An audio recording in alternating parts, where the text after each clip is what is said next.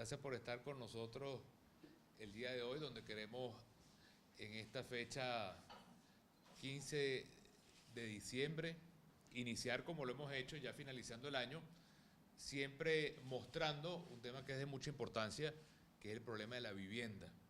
Yo quiero recordar que este año 2013 el gobierno se comprometió a construir 380.000 viviendas nuevas, 380.000 viviendas nuevas, casi medio millón de viviendas, pero las cifras de la Operación Lupa de Primera Justicia nos dan que solamente se han construido apenas 80.000 viviendas. Es decir, que si la promesa se hubiera cumplido, hoy deberían haber 363.000 viviendas construidas y no las hay. Razón que se explica porque hay tantos refugios y tantos venezolanos que después de 1, 2, 3, hasta 4 años siguen viviendo en los refugios. Incluso, aunque parezca insólito, estamos cumpliendo un aniversario más del desastre de Vargas y todavía hay gente que vive en situación improvisada de los refugios desde hace más de 10 años, para que ustedes puedan medir cómo se está incumpliendo con nuestro pueblo en una materia tan importante como esta. Nosotros el día de hoy, además de presentar estas cifras que lo hacemos todas las semanas con la Operación Lupa de Primera Justicia, queremos también hacer una especie de examen de lo que sucedió hace apenas un domingo con las elecciones y mostrar una fotografía más amplia, más real de lo que es la situación del país. Cuando uno ve los resultados electorales del domingo pasado, uno se da cuenta que tenemos un país que se expresó en dos mitades.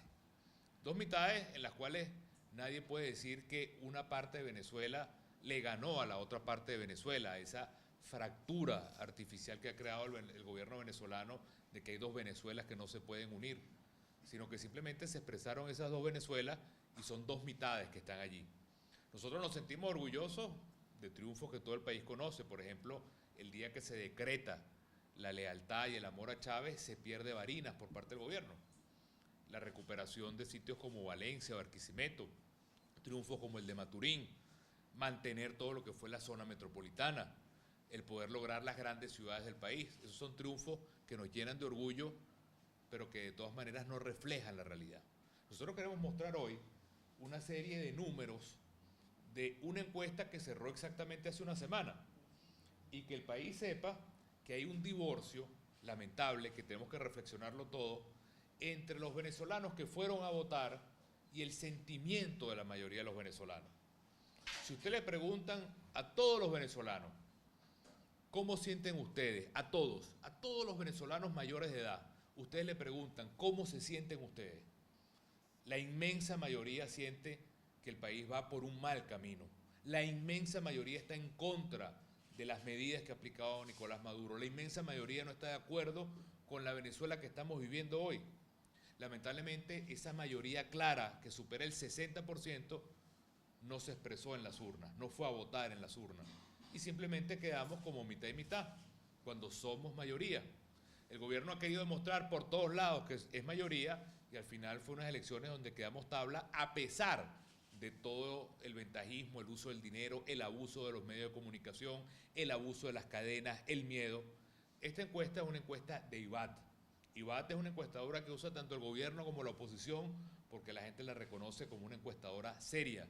Cerró hace una semana, el sábado, antes de la votación. Se le pregunta a la gente diferentes temas. El pueblo está claro. ¿Cómo evalúa la gente la situación del país?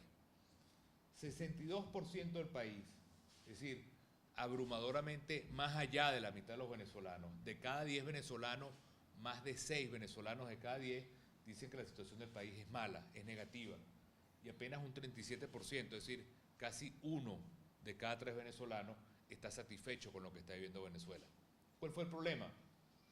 La mayoría de estas personas que sienten que el país está en una vía negativa no fue a votar.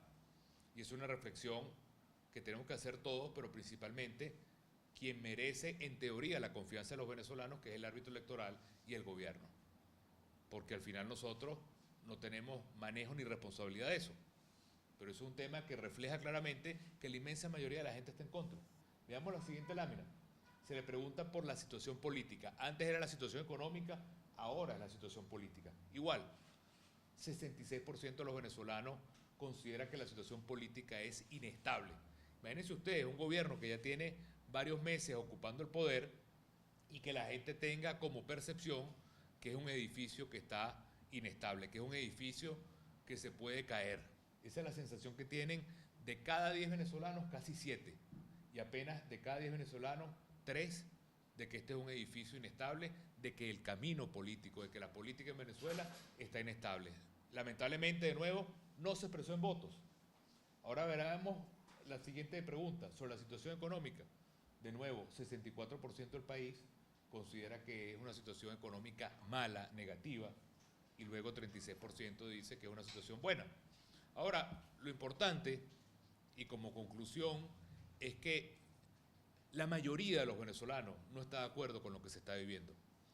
Incluso, aunque muchos no hayan votado, se expresó en muchas ciudades, en muchos lugares nuevos, esa voz de un país que no está conforme. A nosotros lo que nos preocupa es que apenas terminaron las elecciones, apenas terminó la campaña electoral. En esta misma semana, el gobierno ya anuncia el paquete de medidas económicas con el cual se va a lanzar desde ya. ¿Qué anuncia? ¿Por qué no lo hizo desde la campaña? Anuncia nada más y nada menos que el aumento de la gasolina. Esta semana comienza la cumbre de Petrocaribe en Venezuela. Va a ser el martes, aquí en Caracas. Yo le lanzo este reto al gobierno. El reto es que deje de regalar el petróleo y la gasolina a Cuba y al resto de los países de Petrocaribe, en lugar de apretarle el cinturón a los venezolanos aumentando la gasolina. Ese es el reto que yo le planteo al gobierno y que es lo lógico. Yo no puedo hacer que mis hijos dejen de comer en la casa si le estoy regalando la comida a los vecinos. Yo no puedo subir la gasolina en Venezuela mientras sigo regalando todos los días miles de barriles de petróleo a Cuba y al Caribe. Ese debería ser el tema de la cumbre de Petrocaribe este martes. En segundo lugar, nos anuncian un aumento de las tarifas eléctricas. ¿Con qué riñones el gobierno anuncia un aumento de las tarifas eléctricas si ni siquiera da electricidad? Más bien el gobierno debería pagarle a los venezolanos la cantidad de electrodomésticos que se dañan en las casas. En el último apagón a mí se me dañó un televisor en la casa, lo tuve que pagar. Ahora entonces además tengo que pagarle la nueva tarifa más cara al gobierno después que me quemó el televisor en la casa. Es decir, el gobierno no le da electricidad a la gente y además quiere subir la tarifa eléctrica. Por si eso fuera poco, en tercer lugar, ya anuncian una nueva devaluación. Es decir, de 6.30 van a poner un nuevo dólar que dicen que va a estar a 12 o a 15 y las cosas van a dispararse otra vez en el aumento. Que no venga Nicolás Maduro a decir que le están declarando la guerra a la economía porque la guerra la declaró él, subiendo la gasolina, subiendo la electricidad y devaluando por tercera vez en un año. Él es el culpable de las medidas económicas, él es el culpable del aumento de precios, él aumentó los precios de la comida en Gaceta Oficial y en Consejo de Ministros. De manera que el gobierno tiene que estar claro, el gobierno está sentado en un volcán que no está satisfecho con lo que está pasando en Venezuela y nosotros vamos a seguir empujando para que este país tenga una salida y para que se logre materializar un cambio en Venezuela, un país distinto, un país que produzca en Venezuela la comida que nos comemos en lugar de comprarla afuera, que se genere empleo en Venezuela en base al progreso, a la inversión, a la riqueza venezolana, un país donde haya libertad y la gente pueda tener la iniciativa de montar su negocio, la iniciativa de poder contratar gente, la iniciativa de crecer, un país donde los jóvenes puedan tener la oportunidad de quitarse a sombrerazo los puestos de trabajo porque sobra la oferta de empleo y no que tengan que ser obligados a ser buhoneros o estar en la economía informal. No es posible que Venezuela sea de los países más ricos del mundo y en el mismo nivel tenga la peor inflación, la peor economía, el peor nivel de desempleo. Esa contradicción del gobierno rico y del pueblo pobre hay que romperla una vez. De manera que estos números que mostramos el día de hoy reflejan cosas muy concretas. La mayoría del pueblo venezolano está en contra de lo que está pasando en Venezuela. La mayoría del pueblo venezolano quiere un cambio. La gente lamentablemente no se expresó en el voto, pero aún expresándose, se expresó en un país dividido en dos mitades. Y el gobierno le mintió al pueblo en la campaña de una guerra económica en contra del pueblo, cuando él, ahora que anuncia este nuevo paquete de aumento de la gasolina, aumento de la electricidad y nueva devaluación, reitera que él es el que le ha declarado la guerra al bolsillo de toda la familia venezolana. Y eso no puede ser aceptado por el país, sino que más bien en la cumbre Petrocaribe, que sea él el que se apriete el cinturón, no regalándole más petróleo ni a Cuba ni al resto del Caribe, en lugar de aumentar la gasolina al pueblo venezolano.